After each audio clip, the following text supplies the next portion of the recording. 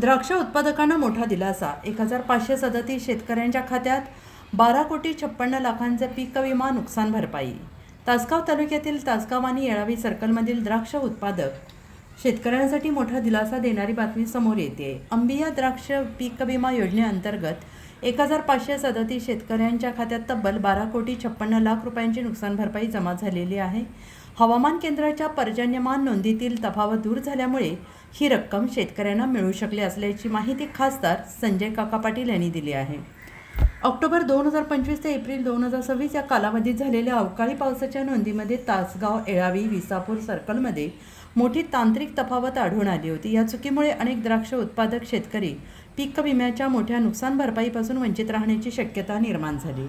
या गंभीर बाबीची दखल घेत खासदार संजय काका पाटील यांनी मुख्यमंत्री, कृषी मंत्री, कृषी आयुक्त तसेच सांगली जिल्हाधिकाऱ्यांकडे सातत्यानं पाठपुरावा केला आणि त्यानंतर पर्जन्यमानाच्या नोंदीतील त्रुटी दुरुस्त करण्यात आल्या. पात्र शेतकऱ्यांच्या खात्यात नुकसान भरपाईची रक्कम थेट जमा करण्यात आली. तासगाव आणि येळावी सर्कलमधील 334 हेक्टर बाधित क्षेत्रासाठी प्रति हेक्टर 3,80,000 रुपये या दराने नुकसान भरपाई मंजूर झाली असून एकूण 12,56,00,000 रुपये शेतकऱ्यांच्या खात्यात जमा झाले आहेत. दरम्यान विसापूर सर्कलमधील 824 शेतकऱ्यांची सुमारे 14,64,00,000 रुपयांची नुकसान भरपाई अद्याप प्रलंबित असून ती लवकरात लवकर मिळावी यासाठी खासदार संजय काका पाटील, कृषी मंत्री दत्ता मामा भरणे आणि कृषी आयुक्तांची भेट घेणार असल्याचं त्यांनी म्हटलं आहे.